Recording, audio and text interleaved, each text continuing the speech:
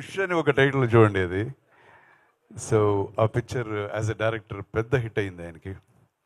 ఆ తర్వాత ఓం అని శివరాజ్ కుమార్ని పెట్టి ఒక సినిమా చేశారు, అది పెద్ద బ్లాక్ బస్టర్. అండ్ దెన్ అతను యాక్టర్ అండ్ డైరెక్టర్ అయిపోయారు. తర్వాత వచ్చింది,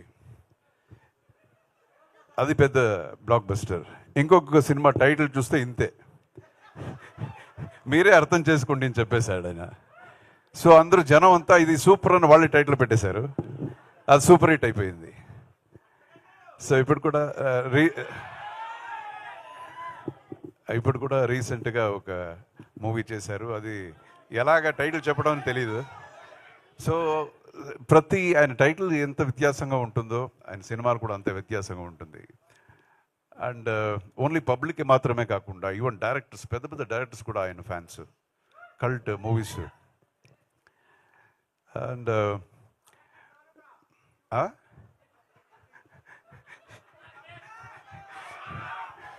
సో ప్రతి ఇండస్ట్రీలో ఊరికే కమెంట్ చేసే బ్యాచ్ ఉంటారు కదా. అప్పుడు కూడా కన్నడ ఇండస్ట్రీలో ఈయన్ని చూసి come on you are so indifferent అని చెప్పారు ఆయన్ని. సో ఈయన మాత్రం సపరేట్గా నిలబడి యువర్ ఆల్ ద సేమ్ అన్నాడు. సో అప్పుడే అంత ధైర్యంగా చేసి, ఒక డైరెక్టర్ అంటే అది ఒక బ్రేవ్, మన మైండ్లో ఉండేది కూడా మన కాన్సెప్ట్ని ధైర్యంగా అది చెప్పటం అనేది కూడా ఒక పెద్ద క్వాలిటీ. So thank you so much Upendra గారికి కూడా, ఆయన వచ్చి ఈరోజు గెస్ట్గా వచ్చారు. Thank you so much.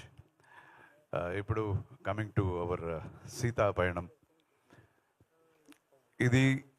ఈ కథ ఇలాంటిది, నేను ఇలా చేశాను అలా చేశాను అని చెప్పడం అంతా నేను ఈరోజు రాలేదు.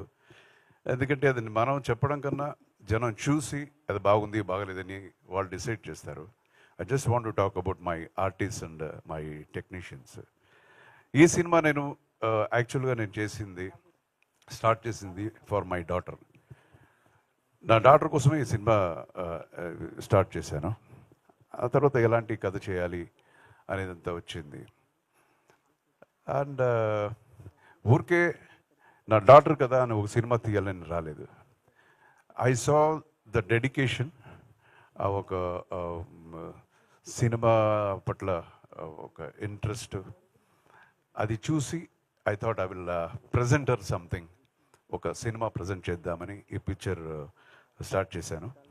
సో డాటర్స్కి ప్రజెంట్ చేయడం అంటే చాలా జాగ్రత్తగా చేయాలి. సో అలాగే చాలా జాగ్రత్తగా ఈ సినిమా చేశాను.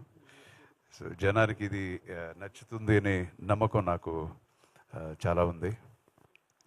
అండ్ ఇంకో విషయం చెప్పాలి, ఎక్కడ ఆంధ్ర తెలంగాణ ఎక్కడికి వెళ్ళినా, ఏ ఒక చిన్న కార్నర్కి వెళ్ళినా, ఏ చిన్న చిన్న విలేజెస్కి వెళ్ళినా, నేను ఎప్పుడో 40 years ముందు చేసిన సినిమాల గురించి అంతా చెప్తుంటారు. మా పల్లె గోపాలుడు, రాణి రాణమ్మ పాట మీరు అని ఎంత బాగా చేశారంటారు. పుట్టింటికి రాచెల్లి అని చెప్తారు. అది ఒకే ఒక్కడు చాలా, ఏది మర్చిపోలేదు. The kind of love they are showing, అది నిజంగా మర్చిపోలేను. సో ఆ ఒక అభిమానం, ఆ ఒక ఆశీర్వాదం ఎప్పుడు చిరరుణిగా ఉంటాను. అదే అభిమానం నా డాటర్ మీద చూపించాలి. అండ్ ఈ ఆశీర్వాదం, అభిమానం అన్నప్పుడు ఇంకొకరు జ్ఞాపకం వస్తున్నారు. That is the hero of this picture, Niranjan. యాక్చువల్గా నేను ఇది కథ నా డాటర్ కోసం చేశాను. బట్ డీటెయిలింగ్ చేసేటప్పుడు హీరోయిన్ క్యారెక్టర్ కన్నా హీరో క్యారెక్టర్ ఎలివేట్ అయిపోయింది. నిజంగా మీరు పిక్చర్ చూస్తే మీకే అనిపిస్తుంది. సో ఈ క్యారెక్టర్లో చాలా ఎక్స్ప్రెషన్స్, అన్నీ ఒక వర్సటాలిటీ ఉండే ఒక క్యారెక్టర్ ఆయన చేసింది. దీనికి ఎవరు మంచి ఒక ఆర్టిస్ట్ కావాలని చూస్తుండగా ఇమీడియట్గా బెంగళూరు నుంచి నాకు కొన్ని ఫొటోస్ వచ్చింది, నిరంజన్ ఫోటో వచ్చింది. అరే బాగున్నారు కుర్రోడు, ఎవరు ఇది? మన ఉపేంద్ర గారు అన్న కొడుకు అన్నారు. అప్పుడే I said okay, 90% okay, coming from that legacy.